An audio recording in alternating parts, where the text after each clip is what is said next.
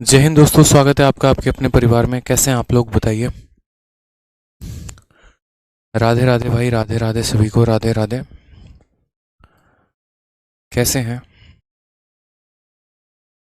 चलिए, बहुत शानदार भाई, बहुत शानदार। सर एसएससी का वेबसाइट नहीं खुल रहा है। हाँ, थोड़ा सा लोड है उनके सर्वर पे, कुछ टाइम में खुल जाएगा।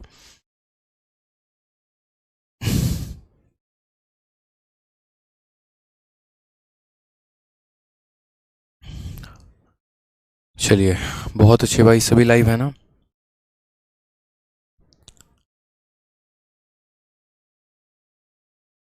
बहुत अच्छे। तो पिछली क्लास में हम लोगों ने कहाँ तक कर लिया था, ये बताइए ज़रा कमेंट बॉक्स में।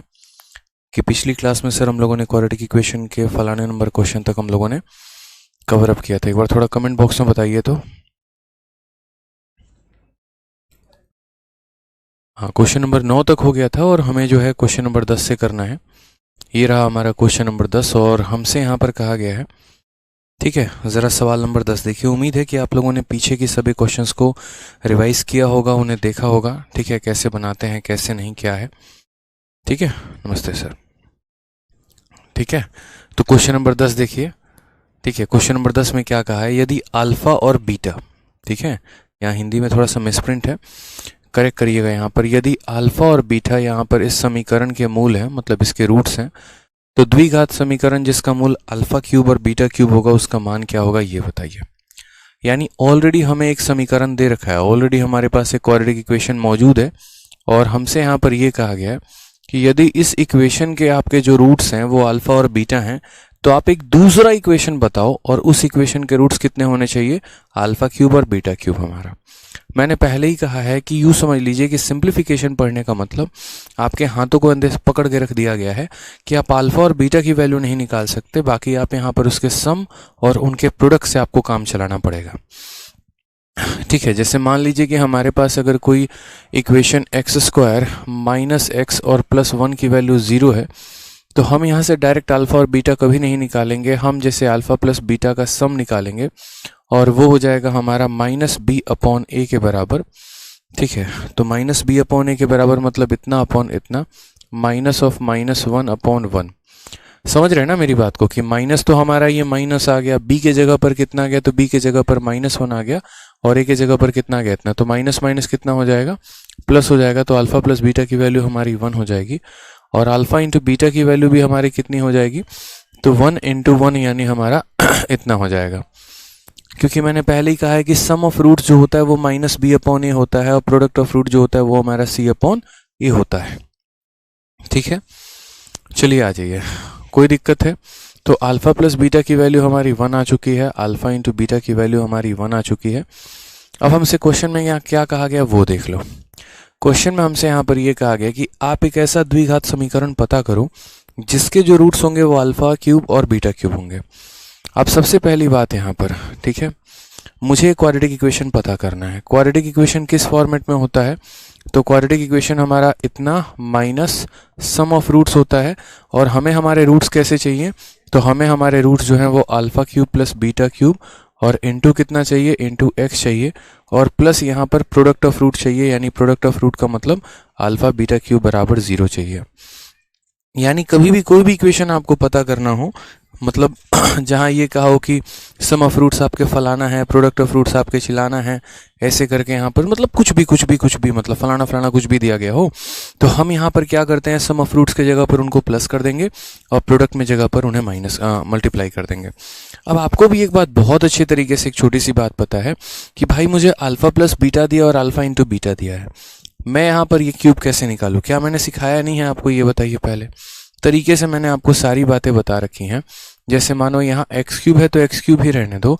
Alpha cube plus beta cube को आप कैसे लिख सकते हो, तो उसे आप ऐसे लिख सकते हो कि अल्फा प्लस बीटा, यानी ए क्यूब प्लस बी क्यूब को क्या लिखोगे, ए प्लस बी, फिर उसके बाद हो जाएगा ए प्लस बी का होल स्क्वायर माइनस हमारा उतना आ जाएगा कितने, 3ab के, ठीक है। और फिर उसके बाद इसको बंद कर दो और यहाँ पर लिख दो आप अल्फा बीटा का होल क्यूब। अब बस कुछ मत करिए, आप यहाँ पर सबके वैल्यूज़ को रखना शुरू करिए जल्दी से। तो एक्स क्यूब हो गया, अल्फा प्लस बीटा की वैल्यू 1 है, तो यहाँ हो जाएगा 1, यहाँ हो जाएगा 1 और -3, और अल्फ़ा बीटा की वैल्यू हमारी 1 है तो 1 लिख देंगे। फिर उसके बाद यहाँ हो जाएगा +1 बराबर 0 के। ज़्यादा मेहनत नहीं है, आपको बस यहाँ पर इतना ही लिखना है x³ माइनस, ठीक है, 1 - 3, तो 1 - 3 कितना हो जाएगा, तो बोलोगे -2 × x प्लस हमारा हो जाएगा 1 बराबर 0 के। फिर उसके बाद यहाँ कहेंगे तो x³ और ये हमारा हो जाएगा +2x प्लस 1 बराबर किसके, 0 के। ये मेरे भाई हमेशा यहाँ पर कहा गया है। तो ये हमारा कौन सा इक्वेशन हो गया, x³ + 2x + 1 बराबर 0। ऑप्शन नंबर जो ए है वो हमारा करेक्ट आंसर है, ठीक है। और x³ कहाँ से आ गया भाई, ये हर जगह पर x² आएगा। एक सेकेंड, यहाँ पर करेक्ट कर लीजिए, हर जगह पर क्या आने वाला है, तो x² आने वाला है, x² आएगा, और x² के आधार पर जो है हमारा ये आंसर हो जाएगा भाई। क्लियर है ना, बताइए। तो बहुत ही प्यारा क्वेश्चन था। कभी भी जीवन में अगर आपके सामने ऐसा आ जाए कि आप एक क्वाड्रेटिक इक्वेशन का पता करिए जिसके आपके रूट जो हैं वो α³ + β³ हैं, या एक तरीके से α का पावर 4 β का पावर 4 है, या कुछ भी है, तो इक्वेशन तो ऐसे ही बनता है कि x² minus sum of root into x plus product of root. अब इस चीज को आप a + b और a × b के फॉर्मेट में जो है वो आप उस तरीके से सजा पाओगे यहाँ पर। तो a³ + b³ को मैंने उसके क्यूब वाले फॉर्मूले में तोड़ दिया, इसे तो मैंने ऐसे ही रहने दिया, उसके बाद इनके वैल्यूज को रख दिया, मेरा इक्वेशन निकल कर मेरे भाई आ गया है। आइए क्वेश्चन नंबर 11 के बारे में करते हैं। क्वेश्चन नंबर 11 हमसे क्या कहा है, जरा वो देखिए। तो क्वेश्चन में कहा है यदि अल्फा और बीटा इस समीकरण के मूल हैं, इसके रूट्स हैं, तो द्विघात समीकरण जिसका मूल α+1 और β+1 हो उसकी वैल्यू हमारी क्या होगी। सेम तरीके से हमें यहाँ पर ज़्यादा फोकस करने की ज़रूरत नहीं है। हम यहाँ बोलेंगे सर देखो पहले ये जो हमारा इक्वेशन है वो क्या है, x² - 3x + 2 बराबर 0। हमें कहा गया कि देखो ये आपका एक इक्वेशन है और इसके रूट्स हमारे कितने हैं, तो अल्फा और बीटा जो है वो इस इक्वेशन के रूट हैं। अल्फा और बीटा हमारे क्या हैं, तो इस इक्वेशन के रूट है मेरे भाई।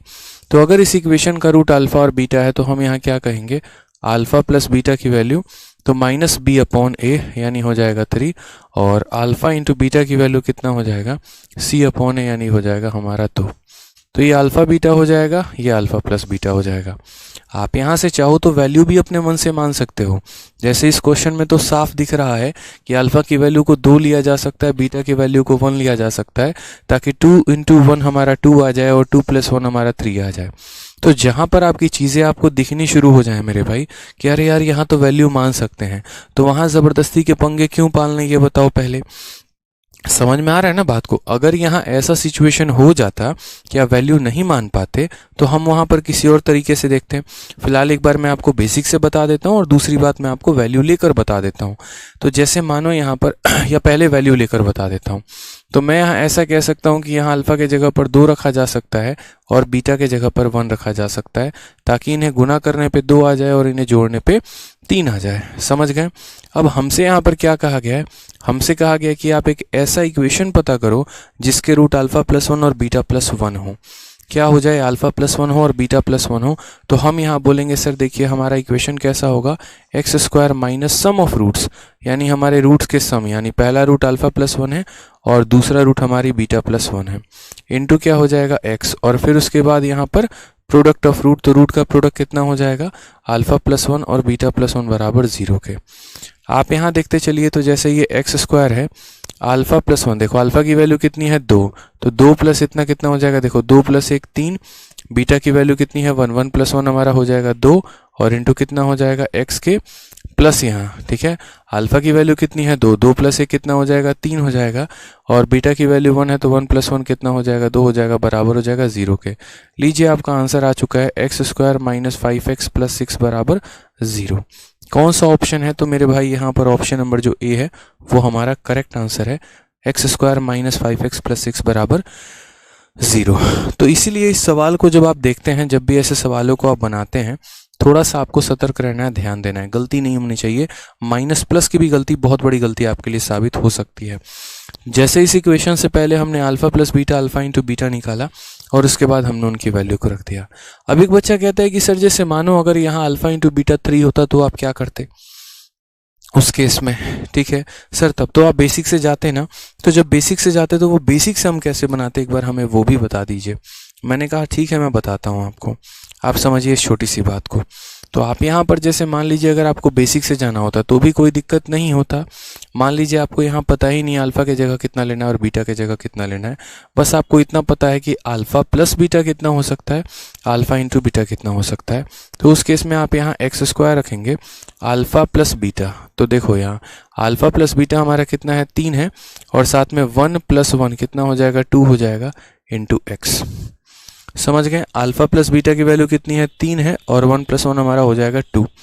अगर आप यहाँ देखते हो तो पहला अल्फ़ा इंटू बीटा कितना हो जाएगा अल्फ़ा बीटा, अल्फ़ा इंटू 1 कितना हो जाएगा अल्फ़ा हो जाएगा, और उसके बाद यहाँ पर कितना हो जाएगा, देखो अल्फ़ा को बीटा से गुना किया इतना आया, अल्फ़ा को 1 से गुना किया इतना आया। अब 1 को बीटा से गुना करो तो बीटा आएगा, और 1 को 1 से गुना करो तो 1 आएगा, बराबर हो जाएगा मेरे भाई 0 के। अगर हम सवाल में देखते हैं तो ये हो जाएगा एक्स स्क्वायर, यहाँ पर हो जाएगा -5x, प्लस यहाँ अल्फ़ा बीटा की वैल्यू हमारी कितनी है तो 2 है, अल्फ़ा प्लस बीटा की वैल्यू कितनी है तो 3 है, और 1 की वैल्यू तो 1 ही हो जाएगी। तब भी हमारा सेम आंसर आएगा, और आंसर क्या आएगा एक्स स्क्वायर -5x + 6 बराबर 0। तो बस यहाँ पर यह है कि वैल्यू मान लेने से हमारे लिए चीज़ें आसान हो जाती हैं, लेकिन वहीं पर अगर हम वैल्यू नहीं मानते हैं तो हाँ थोड़ा सा 2-3 लाइन का खर्चा हमारा बढ़ जाता है।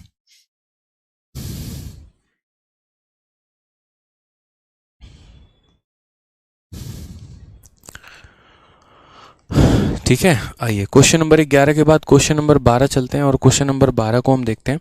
क्वेश्चन नंबर 12 हमसे क्या कहा है, if alpha and beta are the root of quadratic equation, if alpha plus beta की वैल्यू 8 है और अल्फा माइनस बीटा की वैल्यू हमारी 2√5 है, which one of the following equation will have root alpha का पावर 4 एंड बीटा का power 4। ये एक बढ़िया क्वेश्चन है, फिर से पढ़ लीजिए। यहाँ पर क्या कहा है, इस बार आपको कोई द्विघात समीकरण नहीं दिया, आपको ये भी नहीं बताया कि फलाना नाम का एक द्विघात समीकरण है और उसके मूल जो है वो अल्फा और बीटा है, ऐसा कहीं पर कोई जिक्र नहीं है। मात्र आपसे इतना कहा गया है कि कोई एक द्विघात समीकरण होगा जिसके मूल अल्फा और बीटा है, जहाँ अल्फा प्लस बीटा का मान दे दिया, अल्फा माइनस बीटा का मान दे दिया।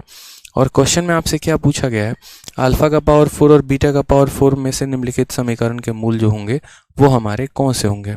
कैसे बनाएंगे आप इस सवाल को, सोचिए ज़रा। यहाँ पे मतलब अल्फा प्लस बीटा भी है और अल्फा माइनस बीटा भी है, और क्वेश्चन में आपसे कहा गया है यहाँ पर कि अल्फा का पावर 4 और बीटा का पावर 4 बताना है। बताइए। ओके, ठीक है, बताइए।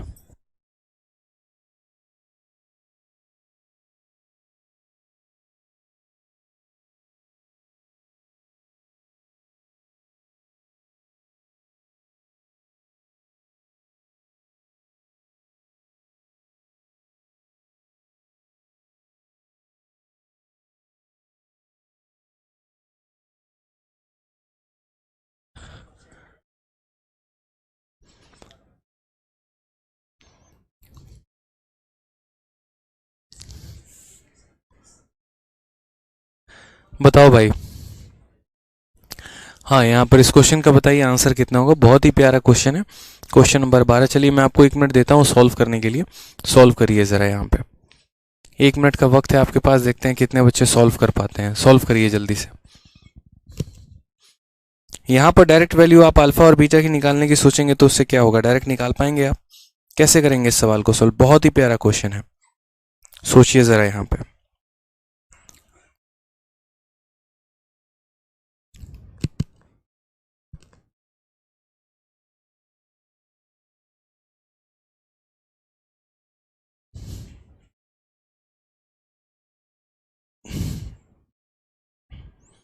बताओ भाई, चलो चलो चलो जल्दी बताओ।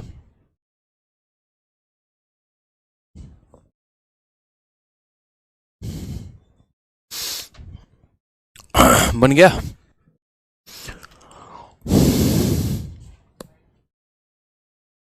चलो आ जाओ।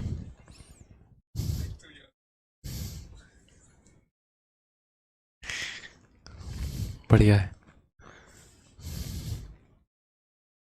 देखिए सवाल बहुत ही प्यारा है। अगर आप यहाँ देखते हैं तो अल्फा प्लस बीटा की वैल्यू हमारी कितनी है, तो अल्फा प्लस बीटा का जो मान है वो हमारा 8 है, और साथ में अगर हम बात करते हैं तो अल्फा माइनस बीटा की वैल्यू जो है वो हमारा 2√5 है। अगर हम इस सवाल में देखें और छोटी सी बात को अगर हम यहाँ समझते हैं तो हमारा यहाँ पर क्या कहा गया है, समझिएगा। तो यहाँ पर आपको अल्फा प्लस बीटा और अल्फा माइनस बीटा की वैल्यू दे दी है, तो हम यहाँ पहले दोनों को जोड़ते हैं। प्लस बीटा से माइनस बीटा खत्म हो जाएगा, हमारा कितना बचेगा 2 अल्फा, और 2 अल्फा की वैल्यू हमारी कितनी हो जाएगी, तो यहाँ पर जो है 8 प्लस 2√5 हो जाएगा। ठीक है, उसी तरीके से अगर आप यहाँ अल्फा की वैल्यू देखोगे, मानो 2 में सबसे भाग कर दो तो अल्फा की वैल्यू हो जाएगी 4 प्लस √5 हो जाएगा भाई। ये हमारा कौन आ गया, तो ये हमारा अल्फा आ गया। अब हम बात करते हैं बीटा के बारे में। हालांकि एक शॉर्ट ट्रिक भी होता है जो मैंने कई बार आप लोगों को बता रखा है, और वो मैंने आपको क्या बता रखा है, अगर ऐसे नहीं करना चाहते तो एक आपके पास दूसरा उपाय भी है। और दूसरा उपाय क्या है कि आप यहाँ सीधा सीधा शॉर्ट फॉर्म में अल्फा का भी मान निकाल सकते हो, बीटा का भी मान निकाल सकते हो। जैसे मानो अगर आपको अल्फा की वैल्यू निकालनी है, तो अल्फा की वैल्यू निकालनी है तो इन दोनों को जोड़िए और उसके बाद क्या कर दीजिए, आधा कर दीजिए। तो जैसे पहली वैल्यू 8 है और दूसरी वैल्यू यहाँ पर 2√5 है, इन दोनों को जोड़ के क्या कर दीजिए, आधा कर दीजिए। फिर उसके बाद जैसे मानिए बीटा है, तो बीटा हमारा क्या हो गया, 8 हो गया माइनस 2√5 हो गया, और यहाँ पर कितना हो जाएगा बाई 2 हो जाएगा मेरे भाई। तो यहाँ पर अगर हम बात करते हैं तो 4 प्लस √5 हो जाएगा, और यहाँ अगर हम बात करते हैं तो 4 माइनस √5 हो जाएगा। ये हमारा अल्फा का मान है, ठीक है, और ये हमारा बीटा का मान है। ये हमारे दोनों वैल्यू हैं, अल्फा भी निकल गया और हमारा बीटा भी निकल के आ गया। क्वेश्चन में हमसे क्या कहा है, which one of the following equation, यहाँ पर इनमें से कौन सा इक्वेशन ऐसा है जिसके रूट अल्फा का पावर 4 और बीटा का पावर 4 होगा। अब अल्फा का पावर 4 और बीटा का पावर 4 एक आसान क्वेश्चन नहीं है, अच्छों की हालत ख़राब हो जाती है इसमें। कैसे यहाँ सॉल्व करते हैं, तो मान लीजिए x² हो गया माइनस सम ऑफ रूट्स के सम, तो रूट हमारे कितने हैं, तो अल्फा का पावर 4 है और बीटा का पावर 4 है, और इनटू हमारा कितना हो जाएगा, x हो जाएगा। और प्लस अगर हम बात करते हैं तो मानिए अल्फा और बीटा का पावर 4 बराबर कितने के, 0 के। कुछ ऐसा हमारा होता है, क्योंकि अक्सर आप लोगों ने देखा है x² minus sum of root into x plus इतना।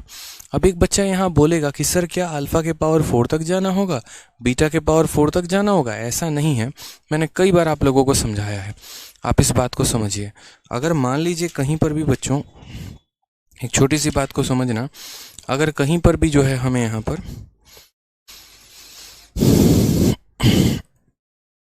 कहीं पर भी मान लीजिए a का पावर 4 प्लस b का पावर 4 जो है, ये हमें अगर वैल्यू निकालने को कहा जाए, तो आप यहाँ पर इसकी वैल्यू कैसे निकालोगे। तो आप यहाँ बोलोगे सर ये a² प्लस b² के होल स्क्वायर पे, बहुत अपने आप में खतरनाक चीज़ है। मैं आपको थोड़ा सा यहाँ डिटेल फॉर्मेट में बताते चलता हूँ, आपको चीज़ें और ज़्यादा क्लियर होंगी।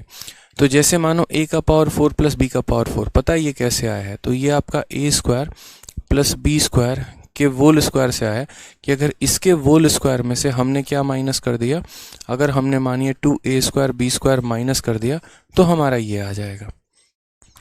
समझ रहे हैं बात को, या फिर मैं एकदम बेसिक से लेके चलता हूँ तो आपको ज़्यादा और बेहतर से समझ में आएगा पीछे का पूरा एक स्ट्रक्चर जो होता है।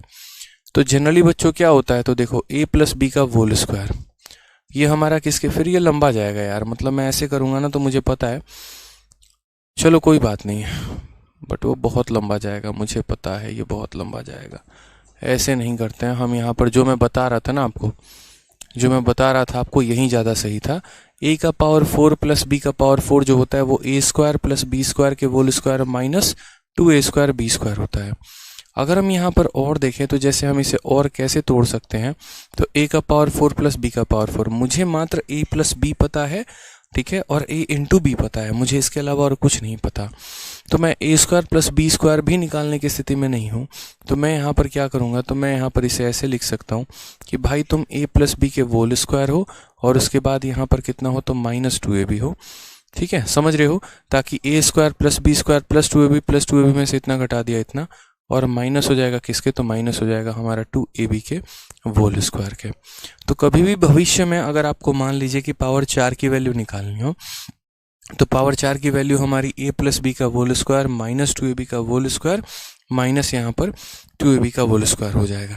क्लियर है, ये सबसे ज़्यादा सही रहेगा, सेपरेट पावर नहीं निकालते हैं कभी भी।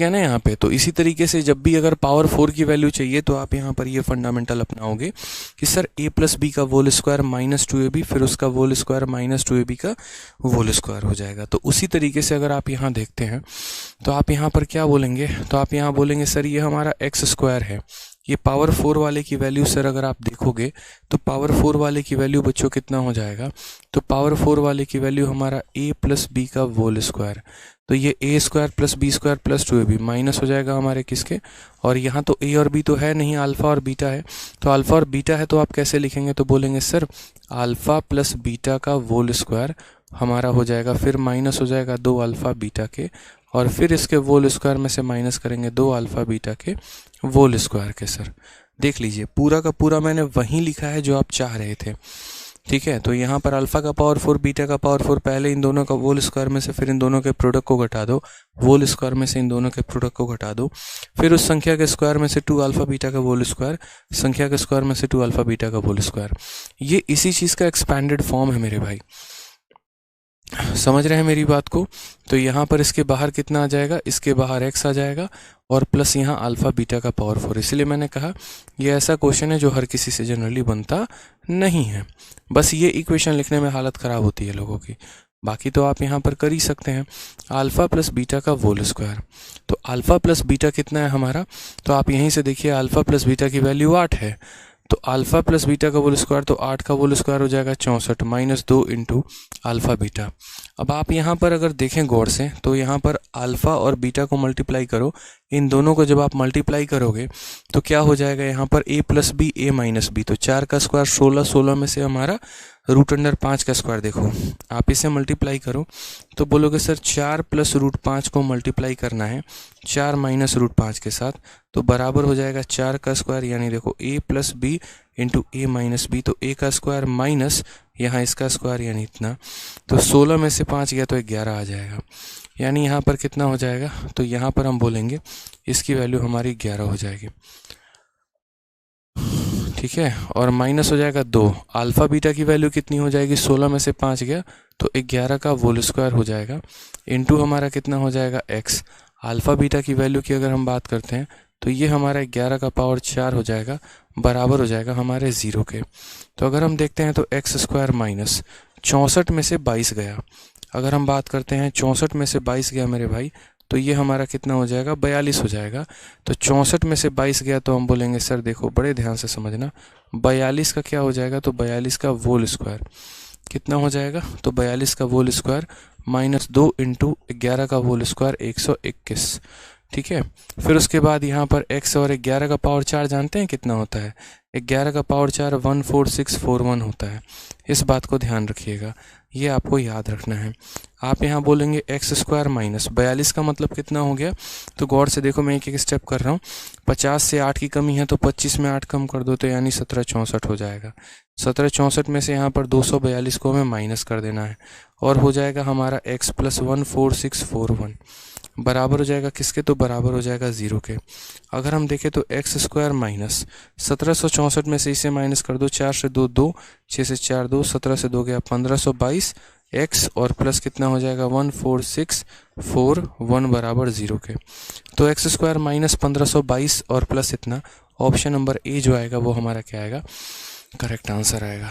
तो मैंने कहा ना कि क्वाड्रेटिक इक्वेशन में अपने आप में एक बहुत ही ज़बरदस्त सवाल यहाँ पर बन जाता है ये, जहाँ पर आपको अल्फ़ा प्लस बीटा की वैल्यू दी है, अल्फ़ा माइनस बीटा की वैल्यू दी है, तो जब आप इन दोनों को जोड़ते हैं अल्फ़ा की वैल्यू निकालते हैं तो दोनों को जोड़ के आधा, बीटा की वैल्यू निकालते हैं दोनों को घटा के आधा, ठीक है। ये जो पावर 4 वाला मसला था मैंने आपको इसको अच्छे तरीके से बताया कि पावर 4 आता किसके है, तो पावर 2 के स्क्वायर से, पावर 2 के स्क्वायर में से 2 अल्फ़ा बीटा घटा दो तो ये पावर 2 का स्क्वायर है, उसमें से इतना हमें क्या करना है, घटा देना है,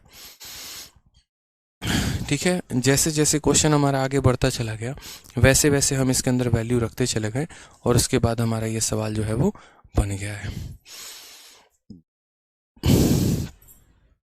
ठीक है। आ जाइए, चलिए नेक्स्ट क्वेश्चन, क्वेश्चन नंबर 13 क्या कहा गया है, क्वेश्चन नंबर 13 में कहा गया है कि x का power 4 minus 3x cube plus 2x square minus 5x plus 7 को x माइनस 2 से विभाजित किया जाता है तो शेषफल क्या प्राप्त होगा। ठीक है। कभी भी किसी भी संख्या को अगर मान लीजिए यहाँ पर कभी भी एवर इन योर लाइफ कभी भी किसी भी क्वाड्रेटिक इक्वेशन हो, क्यूबिक इक्वेशन हो, किसी भी तरह का इक्वेशन हो, आपको अगर कहा जाए ना कि फलाने संख्या को फलाने से भाग करने पर क्या शेषफल प्राप्त होगा, तो मेरे भाई आपको यहाँ पर जो है वो किसी से भाग नहीं करना है। समझ रहे हैं मेरी बात को, कि आप लग गए यहाँ पर किसी को डिवाइड करने, ऐसा नहीं है कि आपको यहाँ डिवाइड करना है। जैसे मानो मैं अगर कभी भी कहूँ कि फलाना इक्वेशन है उसको x-1 से डिवाइड करो, इसका मतलब आपको यहाँ पर ये करना है कि जिससे आप डिवाइड कर रहे हो तो डिवाइड करने के बाद उससे रिमाइंडर कितना आना चाहिए, 0 आना चाहिए। ठीक है, तो इसीलिए जैसे मानिए मैंने यहाँ पर x-2 से डिवाइड किया है, तो मैं यहाँ पर सबसे पहला काम ही जो होगा वो यहाँ पर ये होगा कि भैया x-2 से डिवाइड करने पर रिमाइंडर कितना आता है, 0। तो यहाँ से पहले x की वैल्यू पता कर लेते हैं। तो x की वैल्यू हमारी कितनी हो जाएगी, तो x की वैल्यू हमारी हो जाएगी 2 के बराबर। x की वैल्यू कितनी हो जाएगी, 2 के बराबर हो जाएगी। अब क्वेश्चन में यहाँ पर कहा गया कि देखो ये तुम्हारा फंक्शन ऑफ x है, ठीक है, ये तुम्हारा फंक्शन ऑफ x है, x का पावर 4, उसके बाद -3x का क्यूब और +2x का स्क्वायर, ठीक है, -5x और प्लस हमारा कितना हो जाएगा 7। अब मान लीजिए ये आपका एक इक्वेशन है और कहा गया है यहाँ पर कि x-2 से डिवाइड करने पर रिमाइंडर क्या होगा, x-2 से डिवाइड करने पर रिमाइंडर क्या होगा, तो x-2 को 0 रख दिया जाना है। अब x-2 को 0 रख दिया जाना है तो x की वैल्यू हमारी कितनी आ जाएगी, 2 आ जाएगी। अब उस 2 को जब आप इसके अंदर रखोगे और जो भी आएगा ना वही रिमाइंडर होगा। याद रखना, 2 स्टेप मैं बता रहा हूँ यहाँ पर। 2 स्टेप मैंने कैसे किए, पहला मेरे भाई यहाँ पर कि कभी भी किसी से डिवाइड किया जाए तो उसको 0 बनाओ, जिससे डिवाइड किया उसको 0 बनाया, x की वैल्यू आ गई, और उसी वैल्यू को इसमें रख दो, जो बच जाएगा वो तुम्हारा रिमाइंडर है। तो यहाँ 2 का पावर 4 कितना हो गया, 16। 2 का तुम्हारा क्यूब कितना हो गया, 8, 8 × 3 तुम्हारा कितना हो जाएगा, 24। 2 का स्क्वायर 4 × 2 कितना हो जाएगा, 8। 2 × 5 तुम्हारा कितना हो जाएगा, 10, और प्लस हमारा हो जाएगा 7 के। ठीक है, 16 और 8 24 से तुम्हारा 24 खत्म, -10 + 7, यानी कुल मिलाकर कितना आ जाएगा, -3। तो क्वेश्चन में यहाँ पर क्या हो जाएगा आंसर, -3 हो जाएगा भाई। ठीक है, कोई दिक्कत की बात है यहाँ पे। तो एवर इन योर लाइफ कभी भी अगर आपको ऐसा लगे कि किसी संख्या को किसी से डिवाइड करने पर फलाना हमारा क्या रिमाइंडर होना चाहिए, तो पहले जिससे आप डिवाइड कर रहे हो उसे 0 रखोगे और जो उसकी वैल्यू आएगी उसको उस इक्वेशन में रखोगे, तो वो आपको बता देगा कि आपका रिमाइंडर क्या होगा और क्या नहीं होगा। जैसे एक और क्वेश्चन हम देखते हैं, रिसेंट में अपडेटेड क्वेश्चन है हमारा, ये हमारे पेपर में पूछा गया सवाल है। CHSL 27 मई 2022 को पूछा गया ये सवाल, जिसमें साफ लफ्ज़ों में यहाँ पर ये कहा है कि ये तुम्हारा इक्वेशन है और तुम इसे अगर इससे डिवाइड करते हो तो रिमाइंडर क्या होगा। मैंने आपको 2 ही स्टेप बताया। पहला स्टेप मैंने आपको ये बताया कि अगर आप उसको किसी से डिवाइड करते हो तो पहली बात तो उसे 0 के बराबर रखो। जैसे मानो आपको इससे डिवाइड करना है, जिससे भी आपको डिवाइड करना है आप उसको 0 के बराबर रखो। ठीक है, तो जैसे मानो मुझे 3x + 2 से डिवाइड करना है, तो मुझे जिससे भी डिवाइड करना है मैं उसे क्या करूँगा, 0 के बराबर यहाँ रखूँगा मेरे भाई। तो मेरे 3x की वैल्यू कितनी हो जाएगी, 3x की वैल्यू हो जाएगी -2। अगर हम यहाँ बात करते हैं तो x की वैल्यू हमारी कितनी हो जाएगी, -2/3 हो जाएगी। x की वैल्यू कितनी हो जाएगी, तो -2/3 हो जाएगी। ये हमारा किसका मान है, तो x का मान है। ये हमारा किसका मान है, तो हमारा x का मान हो जाएगा। अब क्वेश्चन में हमसे यहाँ पर क्या कहा, तो क्वेश्चन में हमसे यहाँ पर कहा कि ये जो तुम्हारा इक्वेशन यहाँ दिख रहा है और इक्वेशन तुम्हारा क्या है, तो 15x का क्यूब और -14x का स्क्वायर और उसके बाद -4x हो गया और प्लस तुम्हारा कितना हो गया, 10। बताओ यहाँ पर रिमाइंडर क्या होगा। मैंने 2 ही बातें तो कही थी आपसे।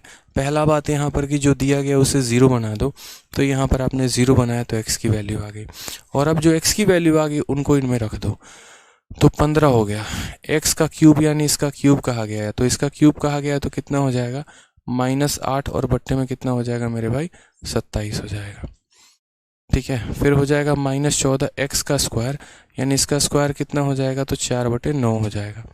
फिर उसके बाद यहाँ पर -4 × x की वैल्यू, तो ये कितना हो जाएगा, -2/3 हो जाएगा, और प्लस कितना हो जाएगा, 10 के।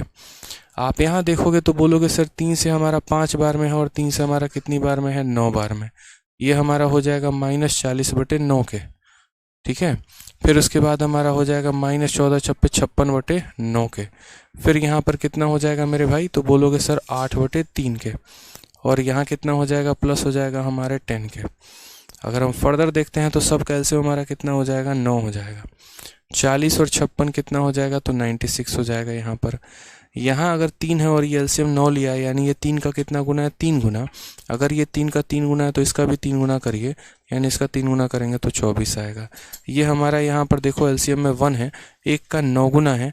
अगर 1 का 9 गुना है तो 10 का 9 गुना कितना हो जाएगा, 90 हो जाएगा। ठीक है, आप यहाँ समझो तो टोटल हमारा कितना आ जाएगा, 18/9। और 18/9 को जब आप काटेंगे तो आंसर कितना आ जाएगा, 2 आ जाएगा। इसलिए इसका करेक्ट आंसर कितना है, 2 है। ठीक है, तो कभी भी ऐसे सवाल अगर भविष्य में आते हैं कि फलाने संख्या को फलाने से भाग करने पर क्या रहेगा, तो आप जिससे भी भाग करना चाहते हैं पहले तो आप उसको 0 के बराबर रखिए। 3x + 2 से या फिर किसी और भी संख्या से जो भी भाग कर रहे हो 0 के बराबर रखो। 0 के बराबर आ गया, x की वैल्यू निकल के आ गई। अब उस x की वैल्यू उसको इन इक्वेशंस में रखिए। ठीक है, आपका रिमाइंडर निकल के आ जाएगा। ठीक है, थोड़ा पानी लाना, आ जाइए। चलिए बच्चों, एक और क्वेश्चन बता दीजिए, उसी के आधार पर मैं आपको एक और क्वेश्चन दे रहा हूँ ताकि कंसेप्ट क्लियर हो जाए, क्योंकि ऐसे सवाल आज के समय में CHSL में बहुत ज़्यादा ट्रेंडिंग में है। ठीक है, जैसे ये क्वेश्चन देखिए, कहा गया इसको अगर हम x + 3 से विभाजित करते हैं तो हमारा यहाँ पर क्या शेषफल प्राप्त होगा, ये बताओ।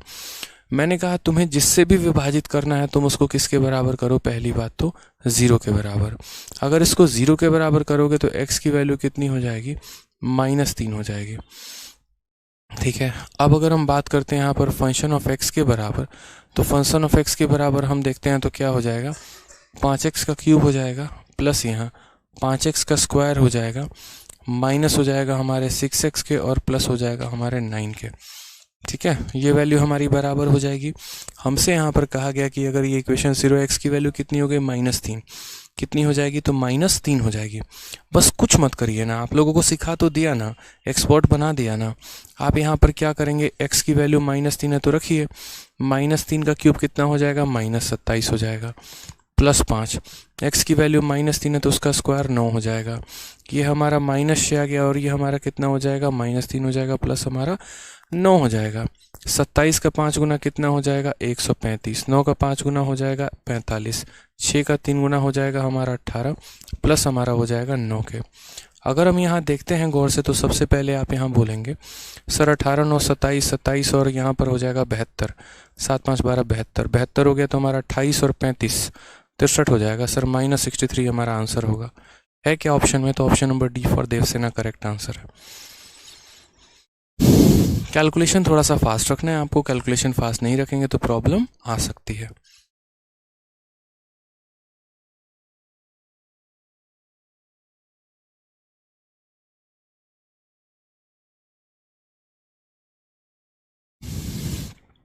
समझ रहे हैं? तो कभी भी अगर कहा जाए कि फलाने वाली इक्वेशन को फलाने से भाग करने पे क्या होगा, तो जिससे भी आप भाग करना चाहते हैं पहले आप उसको 0 रखो, वैल्यू आ जाएगी उसको इसके अंदर रखो, रिमाइंडर निकल के आ जाएगा मेरे भाई। ठीक है, आ जाओ। चलो नेक्स्ट क्वेश्चन की बात करते हैं। क्वेश्चन नंबर 16 यहाँ देखते हैं। 16 में हमसे क्या कहा है, 16 नंबर सवाल में बड़े साफ लहजे में कहा गया है यहाँ पर कि यदि x³ + 2x² - ax - b, ठीक है, x² - a से पूर्ण तरह विभाजित है तो a तथा b का मान क्या होगा। मैंने कहा कोई भी संख्या अगर किसी से भी विभाजित होती है, किसी से भी विभाजित होती है तो उसे 0 रखो। बोला गया कि ये संख्या एग्जैक्टली डिविजिबल है इससे, चाहे किसी से विभाजित हो जाए, चाहे हमें उसका रिमाइंडर पता करना हो, या ऐसा नाम का कोई भी इक्वेशन हो। जैसे मैं कहूँ कि एक फलाने नाम की इक्वेशन है और वो x - 2 से हमारा डिवाइड हो जाता है तो हम x - 2 को 0 रखेंगे। या कोई फलाने नाम का कुछ और है, उसको अगर मानो x - 5 से डिवाइड करते हैं तो रिमाइंडर क्या होगा। मतलब चाहे आपसे रिमाइंडर पूछ ले अलजेब्रा में, चाहे आपसे डिविजिबिलिटी पूछ ले, जिससे भी कहे ना उसको 0 रखना है। x माइनस ये, ठीक है, जैसे मानो x² - 1 से टोटली डिविजिबल है। अगर टोटली डिविजिबल है इसका मतलब रिमाइंडर कुछ भी नहीं बचेगा। रिमाइंडर कुछ भी नहीं बचेगा मतलब इसकी वैल्यू कितनी हो जाएगी, 0 हो जाएगी। ठीक है, अब इसके बाद हमारा क्या हो जाएगा, x² की वैल्यू हमारा 1 हो जाएगा। और एक्स स्क्वायर बराबर 1, ये इंपॉर्टेंट नहीं है। इंपॉर्टेंट यहाँ पर क्या है, एक्स की वैल्यू। तो जैसे मानो एक्स की वैल्यू आप लोगे ना, तो एक्स की वैल्यू आपका +-1 दोनों हो जाएगा भाई। क्या हो जाएगा, +-1। -1 का भी स्क्वायर करोगे तो 1 आएगा, +1 का भी स्क्वायर करोगे तो कितना आ जाएगा, 1 आ जाएगा। दोनों संभावनाएं प्रकट होती हैं आपके सामने। अब एक बार आप x की वैल्यू को 1 लेना और एक बार आप x की वैल्यू को -1 लेना। जितने तरह के वैल्यू आते हैं आप उतनी बार उसको इक्वेशन में रखिए और उतने तरह के आप इक्वेशन बनाते चले जाएंगे। तो अगर हम मान लीजिए क्वेश्चन में अगर हम बात करते हैं तो हमारा क्वेश्चन दिया क्या है मेरे भाई, तो एक बार हमें x बराबर 1 लेना है, याद रखिएगा, और एक बार हमें x बराबर -1 लेना है। ठीक है। अब उसके बाद अगर हम बात करते हैं तो जैसे आप इस इक्वेशन को देखो, तो आपका इक्वेशन क्या है, तो आपका इक्वेशन की अगर हम बात करते हैं तो x का क्यूब प्लस यहाँ पर 2x का स्क्वायर, ठीक है, माइनस यहाँ पर हो जाएगा ax के और माइनस हो जाएगा हमारे b के। उसी तरीके से वही इक्वेशन हमें यहाँ भी रखना है। अगर हम बात करते हैं तो ये हमारा हो जाएगा x का क्यूब प्लस हमारा हो जाएगा 2x स्क्वायर माइनस हमारा हो जाएगा ax के और माइनस हो जाएगा हमारे किसके, b के मेरे भाई। ठीक है, सभी बातों का ध्यान रहा आपको। यहाँ पे मैंने कहा था कि जिससे भी डिवाइड करो उसको 0 रखो, रखते ही x की 2 वैल्यू आ गई। एक बार यहाँ x बराबर 1 रखेंगे और एक बार x बराबर -1 रखेंगे। अगर x बराबर 1 रखोगे तो 1 + 2 -a - b, ठीक है। और ये इक्वेशन जो है, अगर ये डिविजिबल है तो रिमाइंडर कितना देगा, 0 देगा। अगर ये इक्वेशन डिविजिबल है तो रिमाइंडर कितना देगा, 0 देगा। तो आप यहाँ पर बोलोगे सर a को उधर ले जाते हैं, b को उधर ले जाते हैं, तो a + b की वैल्यू हमारी कितनी आ जाएगी, a + b की वैल्यू हमारी 3 आ जाएगी। जैसे इस क्वेश्चन में कहा है कि ये वाला इक्वेशन इसको पूर्ण तरीके से विभाजित करता है। अगर कोई भी इक्वेशन किसी को भी पूर्ण तरीके से विभाजित करेगा तो रिमाइंडर के नाम पर कितना देगा, 0। अगर डिवाइड नहीं करता तो कुछ ना कुछ रिमाइंडर बचता।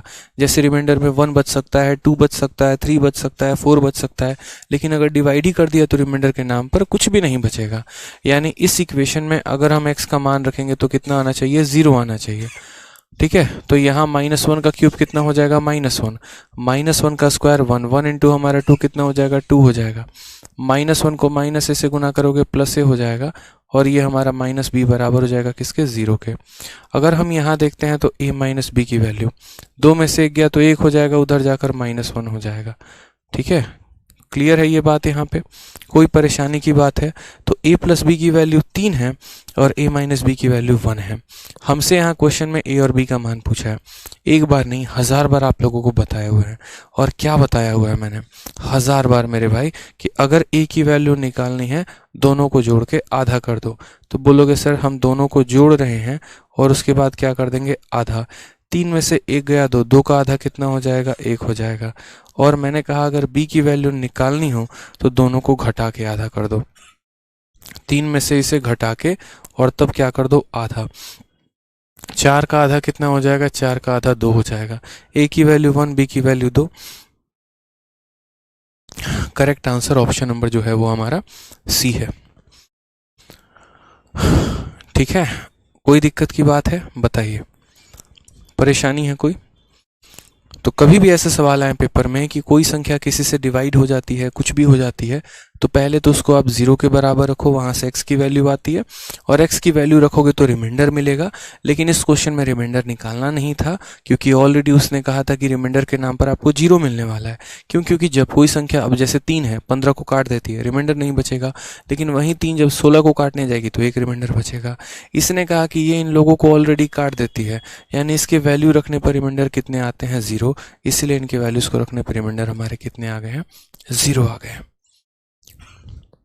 ठीक है, आ जाइए नेक्स्ट क्वेश्चन 17 नंबर बात करते हैं। यहाँ पर 17 नंबर क्वेश्चन हमसे क्या कहा है जरा वो भी देख लीजिए। 17 नंबर सवाल क्या है, ये आपका इसी बार के CHSL में पूछा गया वाला सवाल है और ये आपके अलजेब्रा में लास्ट में भी दिया गया था। तभी मैंने वहाँ पर कहा था कि चिंता मत करो, मैं इसको आप लोगों को प्रोबेबिलिटी कह रहा हूँ, इसमें मैं आप लोगों को लास्ट में यहाँ पर कराऊंगा क्वाड्रेटिक इक्वेशन में। ठीक है, तो वही बात यहाँ पर कही गई है कि यदि जैसे मान लीजिए ये आपका एक इक्वेशन है और ये x + 2 और x - 2 दोनों से विभाज्य है, x + 2 से भी विभाज्य है और x - 2 से भी विभाज्य है, तो उस केस में p और q का मान क्या होगा? क्या ये क्वेश्चन सिमिलर नहीं है पिछले वाले से? क्या ये सेम नहीं है जो अभी आपने पढ़ा है पीछे? है ना। तो बस यहाँ पर क्या करना होता है, अगर कोई भी, जैसे मानो ये इक्वेशन इन दोनों से विभाज्य है, तो मेरे भाई जिनसे भी विभाज्य है उसे 0 रखेंगे यहाँ पर।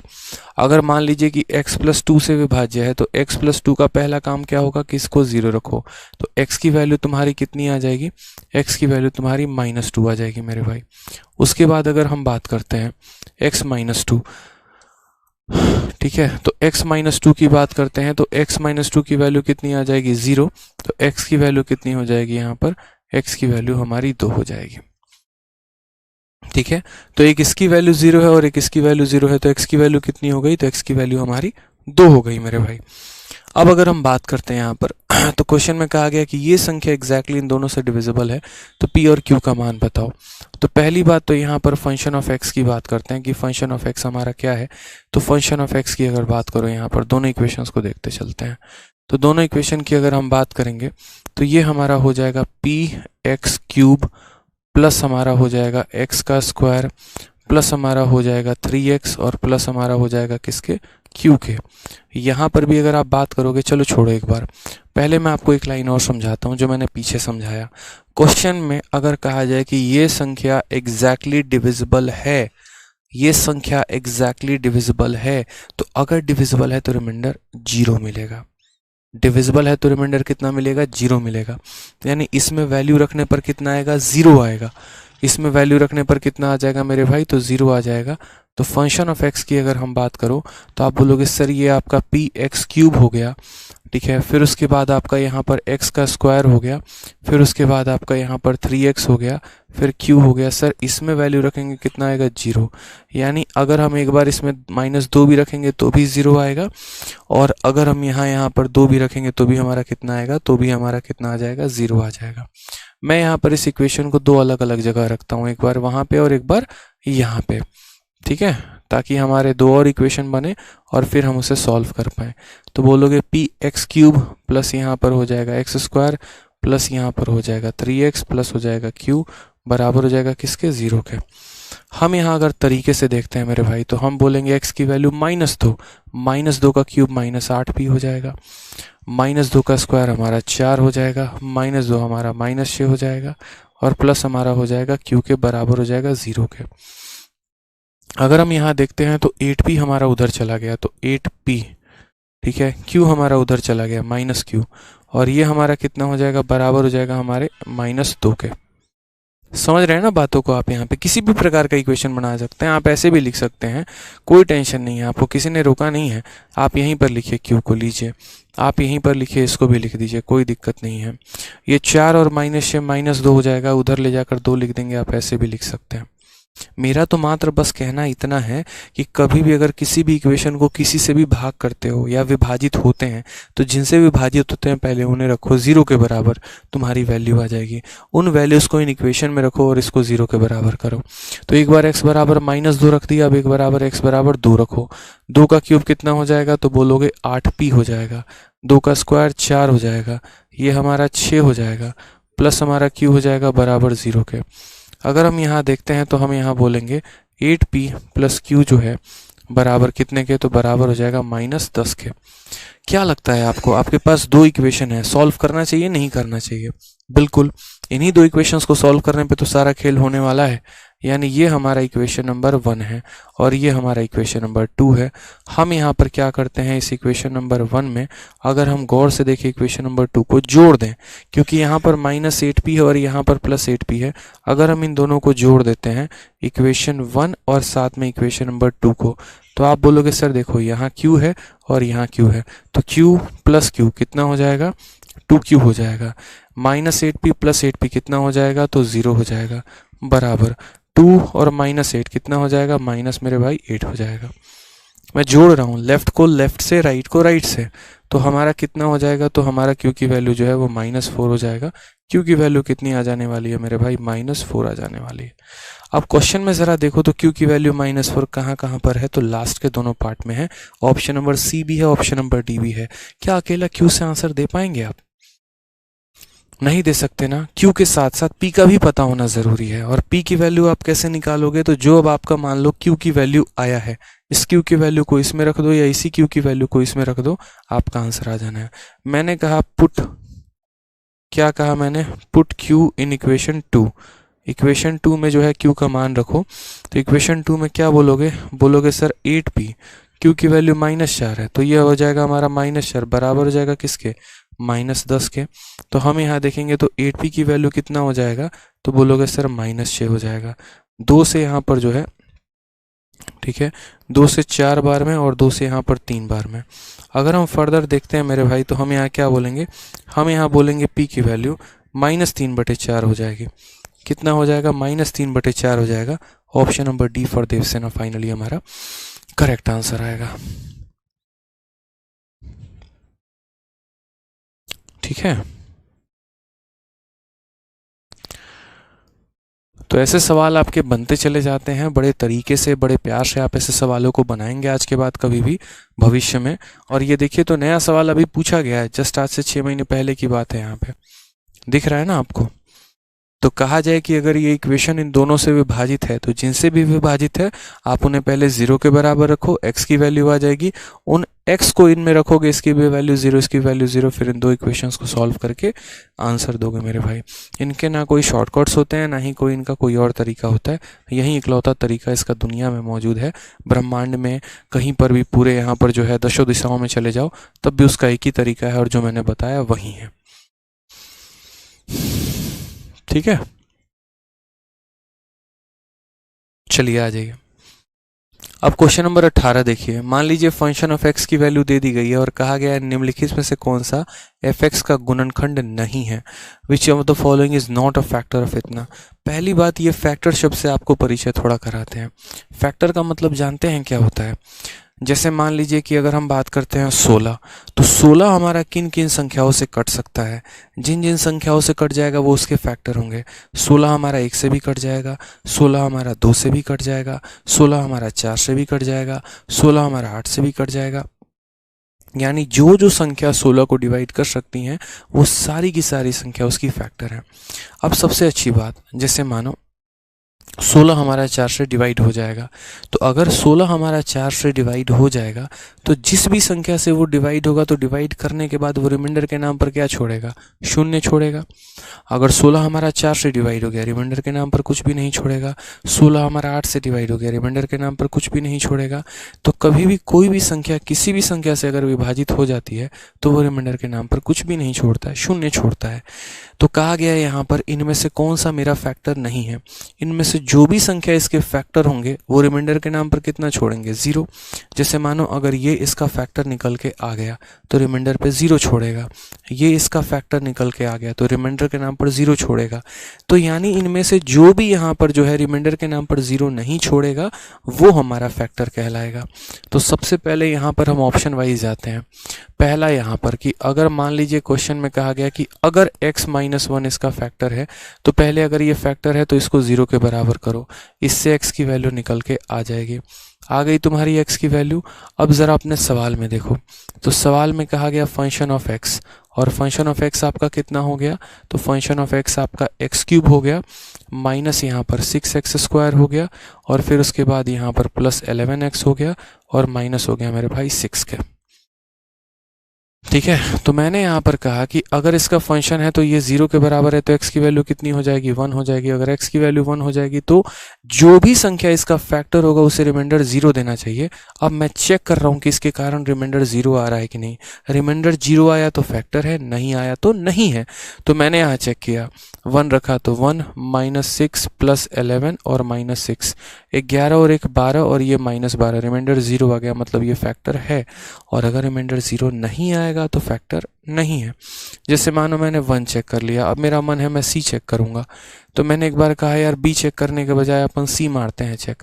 तो C मारते हैं चेक, तो x+3 को अपन क्या करेंगे, 0 रखेंगे। x+3 को 0 रखेंगे तो x की वैल्यू कितनी आ जाएगी, -3 आ जाएगी। अब x की वैल्यू -3 आ जाएगी, तो जो हमारा इक्वेशन है वो हमारा क्या है, तो बोलोगे सर आपका इक्वेशन तो यहाँ पर ये है। अगर मैं अपने इक्वेशन में इसकी वैल्यू को रखता हूँ, अगर मैं अपने इस इक्वेशन में इस वैल्यू को रखता हूँ, मेरा रिमाइंडर अगर 0 आ गया तो भैया फैक्टर है, और अगर 0 नहीं आया तो मेरा फैक्टर नहीं है। समझ गए यहाँ पर। तो मैंने x की वैल्यू को रखा -3, -3 का क्यूब कितना हो जाएगा, -27 हो जाएगा। -6 इंटू -3 का स्क्वायर 9 हो जाएगा, ये हो जाएगा -54 के, -3 इंटू 11 -33 और कितना हो जाएगा -6। भैया ये माइनस माइनस में ही चला जा रहा है, ये क्या कभी जीवन में कभी ज़ीरो दे पाएगा? नहीं दे पाएगा, नहीं दे पाएगा। तो यही हमारा आंसर है, यही हमारा फैक्टर नहीं है। क्या देगा क्या नहीं देगा फ़र्क नहीं पड़ता है, जीरो नहीं दिया ना, बस ज़ीरो नहीं दिया तो यहाँ पर क्या बोलेंगे? तो हम बोलेंगे यार तुम फैक्टर नहीं हो, धोखेबाज इंसान हो, तुम्हारे जैसा इंसान होना ना होना कोई बात ही नहीं है।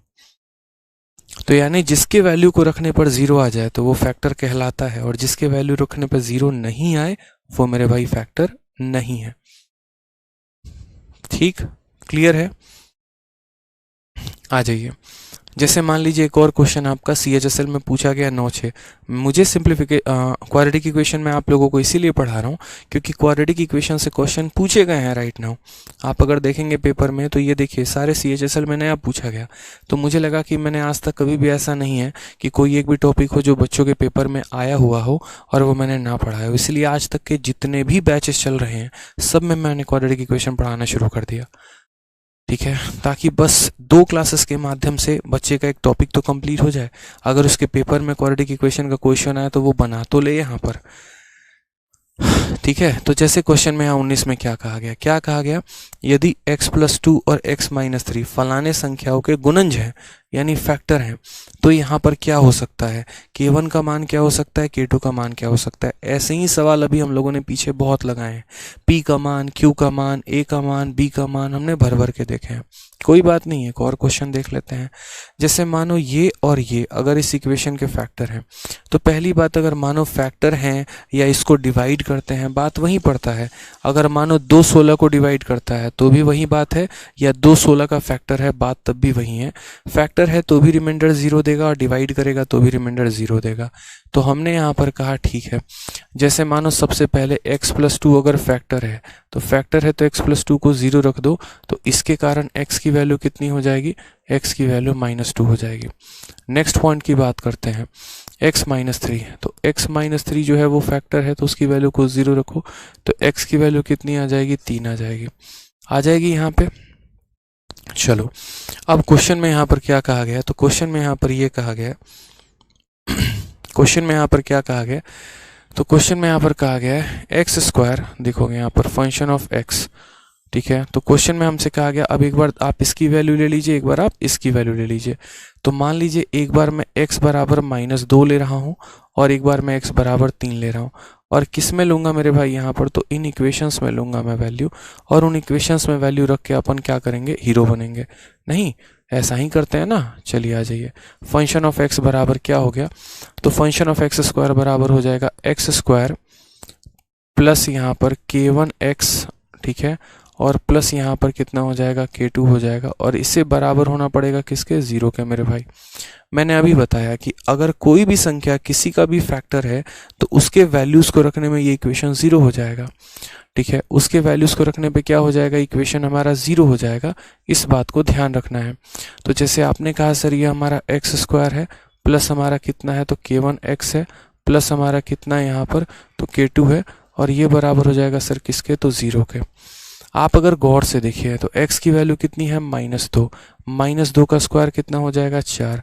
-2 इंटू k1 -2 k1 प्लस हमारा कितना हो जाएगा? k2 बराबर हो जाएगा किसके? तो 0 के। यहाँ पे एक हमारा ये इक्वेशन आ गया।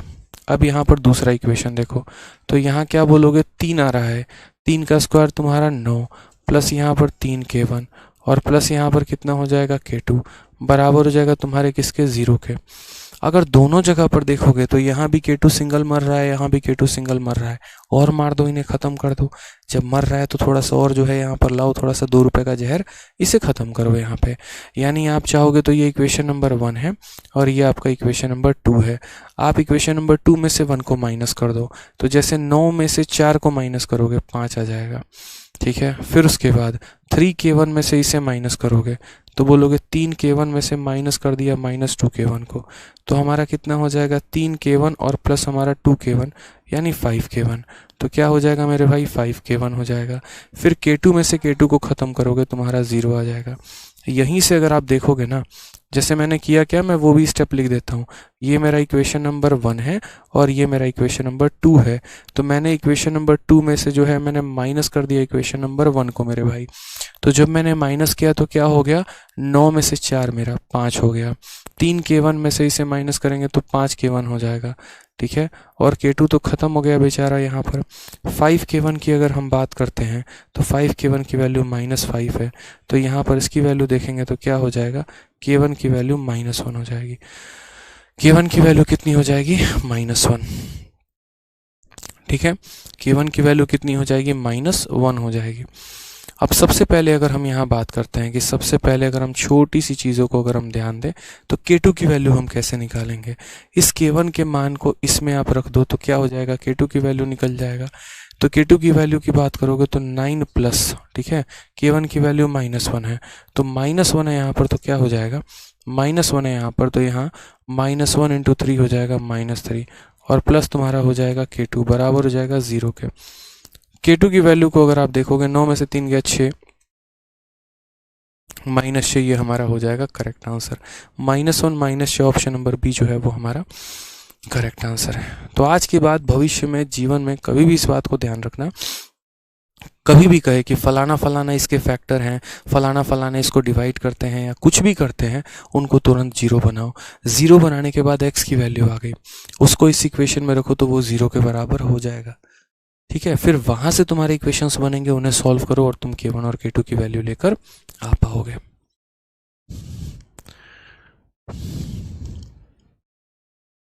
आ जाइए, लास्ट क्वेश्चन आपका इस शीट का, उसके बाद आपका क्वाड्रेटिक इक्वेशन खत्म हो जाएगा। और ये भी CHSL का क्वेश्चन है जो आपके पेपर में पूछा गया है। K के किस मान के लिए जो व्यंजक है ये एक पूर्ण वर्ग स्क्वायर होगा, हमसे यहाँ पर ये पूछा गया कि अगर हम यहाँ K की वैल्यू क्या रख दें जिसके कारण ये जो है एक परफेक्ट स्क्वायर बन जाए। क्या रखने से परफेक्ट स्क्वायर बन जाएगा, या K की जगह पर मुझे इतना रखना पड़ेगा या इतना रखना पड़ेगा या इतना रखना पड़ेगा या इतना रखना पड़ेगा, आप क्या चाहते हैं हम यहाँ K की जगह पर क्या रखें। तो देखो, जनरली जो इक्वेशंस होते हैं ना, वो आप हमेशा इस बात को ध्यान रखना, क्वाड्रेटिक इक्वेशन में जितने भी इक्वेशन होते हैं वो हमेशा a+b के होल स्क्वायर के फॉर्मेट में होते हैं, जहाँ पर एक a² का भी टर्म होता है, एक b² का भी टर्म होता है और एक हमारा 2ab का भी टर्म होता है। और ये तीनों टर्म अगर मिल गए ना तो वो इक्वेशन अपने आप में परिपूर्ण हो जाता है, ठीक है। तो जैसे अगर मुझे इसको परफेक्ट स्क्वायर बनाना है, कोई भी परफेक्ट स्क्वायर की अगर हम बात कर रहे हैं यहाँ पर, तो अगर मुझे इसको परफेक्ट स्क्वायर बनाना है तो मैं यहाँ पर कैसे कहूँगा, तो मैं बोलूँगा भाई ये p है, उसके बाद ये हमारा 1/9 है और इंटू कितना है, √p है, और उसके बाद मेरे भाई कितना है, तो ये बोलोगे सर K का स्क्वायर है। अगर मानो इसे परफेक्ट स्क्वायर बनाना है तो पहली बात यहाँ पर, जैसे मैंने कहा ना कि कोई भी परफेक्ट स्क्वायर आप बनाते हो, जैसे a+b का ही स्क्वायर बना रहे हो, तो पहले उसके अंदर एक a² होता है, फिर उसके अंदर एक 2ab होता है और फिर उसके अंदर एक b² होता है। अगर आप अपनी प्यारी प्यारी आंखों से यहाँ पर ये देखोगे तो बोलोगे सर a², यानी ये किसका स्क्वायर है, तो बोलोगे सर ये तो √p का स्क्वायर है। तो ये √p का स्क्वायर हो गया कि नहीं हो गया, प्लस उसके बाद, ठीक है, ये आपका a² की जगह देखो a का स्क्वायर आ चुका है। अब बात करते हैं b के स्क्वायर के बारे में। तो अगर हम यहाँ b के स्क्वायर के बारे में बात करें तो ये हमारा क्या हो जाएगा, K का स्क्वायर हो जाएगा यहाँ पर, ठीक है। समझ रहे हो ना मेरी बात को, कि अगर मुझे इस इक्वेशन को एक परफेक्ट स्क्वायर बनाना है तो परफेक्ट स्क्वायर बनाने के लिए यहाँ पर ये हमारा a का स्क्वायर की जगह a का स्क्वायर, b के स्क्वायर की जगह b का स्क्वायर, और बीच में हमारा क्या आना चाहिए, तो बीच में हमारा 2ab आना चाहिए, यानी कायदे से हमारा क्या आना चाहिए, तो 2 × a के जगह पर कितना होगा, तो √p, और p के जगह पर कितना होगा मेरे भाई, तो k होगा। मेरे भाई ये आना चाहिए, लेकिन आया मेरा कितना है, तो इतना आया है, यानी यहाँ पर देखो तो ये अपने जगह सही है, ये अपने जगह सही है, इसका मतलब ये दोनों हमारे क्या हैं, तो ये दोनों हमारे बराबर हैं। समझ रहे हैं ना मेरी बात को, कि अगर ये इक्वेशन के बारे में आप चर्चा कर रहे हैं कि इस इक्वेशन को एक परफेक्ट स्क्वायर होना पड़ेगा, तो कभी भी कोई भी संख्या अगर परफेक्ट स्क्वायर बनती है तो उसके अंदर एक a² होता है, एक 2ab होता है और एक b² होता है। तो ये हमारा हो गया a का स्क्वायर, ये हमारा हो गया b का स्क्वायर, और यहाँ 2 × a × b आना चाहिए, ये आना चाहिए, लेकिन इसके जगह पे ये दिया है, यानी ये दोनों बराबर हैं। अब अगर वो दोनों बराबर हैं तो आप उन दोनों को बराबर करो, तो आप यहाँ बोलोगे बोलोगे सर 2√p और इंटू हमारा हो जाएगा k, ये बराबर हो जाएगा किसके, तो बराबर हो जाएगा 1/9 इंटू √p के मेरे भाई। √p से √p खत्म हो जाएगा, k की वैल्यू हमारी कितनी आ जाएगी, तो 1/18 आ जाएगी। तो यहाँ करेक्ट आंसर कितना होगा, तो +-1/18। अब आप बोलोगे सर प्लस माइनस आपने क्यों लिया, मैं बताता हूँ। ज़रूरी तो नहीं कि a प्लस बी का ही स्क्वायर बने, a माइनस बी का भी तो स्क्वायर बन सकता है, और a माइनस बी का स्क्वायर बनेगा मेरे भाई तो ये a स्क्वायर होगा, ये b स्क्वायर होगा, और यहाँ -2ab होगा। इसीलिए यहाँ पर ज़रूरी नहीं है कि ये a प्लस बी का ही स्क्वायर हो, क्या पता ये a माइनस बी का भी स्क्वायर हो। इसीलिए ज़रूरी नहीं है कि यहाँ 2ab हो, यहाँ पर -2ab भी हो सकता है। इसीलिए मैंने आपको कहा कि प्लस माइनस यहाँ पर +-2 इंटू इतना बराबर हो जाएगा इसके, तो k की वैल्यू जो आएगी वो हमारी कितनी आ जाएगी, तो k की वैल्यू जो आएगी वो हमारी +-1/9 आ जाएगी। ठीक है, सॉरी 1/18 आ जाएगी। तो ध्यान रखिएगा आज के बाद जीवन में यहाँ पर कभी भी अगर हमसे यहाँ पर क्वेश्चन में कहा जाए कि यहाँ पर ये परफेक्ट स्क्वायर है या कुछ भी है, तो इसको फॉर्मेट में होना पड़ता है, मानना पड़ता है। जैसे मकान है, ऐसा नहीं है कि ऐसे एकदम इजिप्ट का पिरामिड बना दोगे, तरीका होता है ना। अब वैलेंटाइन के दिन तुम टेडी बियर तो ले जाके दोगे नहीं, वैलेंटाइन के दिन जो तुम्हारा चॉकलेट है जो भी है वही दोगे, गिफ्ट दोगे, वही सीधी सी बात है। समझ में आ रहा है बात यहाँ पे। रक्षाबंधन के दिन तो होली खेलोगे नहीं, रक्षाबंधन पे राखी बंधवाओगे। दिवाली के दिन यहाँ पर जो है रंग तो फेंकोगे नहीं लोगों पे। यानी जो एक तरीका है, जो एक वे है, जिस दिन जो होना चाहिए वही होना चाहिए। तो उसी तरीके से परफेक्ट स्क्वायर बनाना है तो परफेक्ट स्क्वायर बनाओगे ना।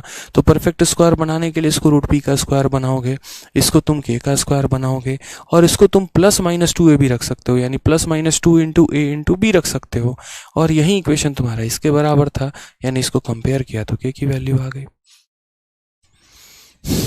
धीरज कह रहे हैं सर रिकॉर्डेड बैच में जो है प्रोबेबिलिटी पढ़ा दीजिए। ठीक है, निश्चिंत रहिए, आज से उसकी क्लासेस स्टार्ट होने वाली हैं, बढ़िया तरीके से हो जाएंगे। तो हमारे एंड से होता है आज पूरा का पूरा क्वाड्रेटिक इक्वेशन ख़त्म। ठीक है, और आप लोगों को क्वाड्रेटिक इक्वेशन के क्लास नोट जो हैं वो भी मैं आप लोगों को प्रोवाइड करवा दूंगा, उसके लिए आप लोग एकदम निश्चिंत रहो मेरे भाई। ठीक है, और बोलिए। चलिए, तो खुश रहिए, मस्त रहिए, ध्यान रखिए। आज ज़बरदस्त तरीके से आप लोगों ने सपोर्ट किया मेरा पढ़ाने में, बहुत अच्छा लगा मुझे, बहुत बढ़िया तरीके से एकदम मर्यादा बनाए रखा। ज़्यादा आज बातें हमारी इधर उधर की हुई नहीं। ठीक है, और इसी की वजह से आज 12 क्वेश्चन हम लोगों ने क्लास में कर लिया, और वो भी अच्छे अच्छे क्वेश्चंस को। तो बहुत बहुत धन्यवाद आप सभी का साथ बने रहने के लिए। मिलते हैं अगले सेशन में, ठीक है, एक नए टॉपिक के साथ। आज के लिए इतना ही, धन्यवाद।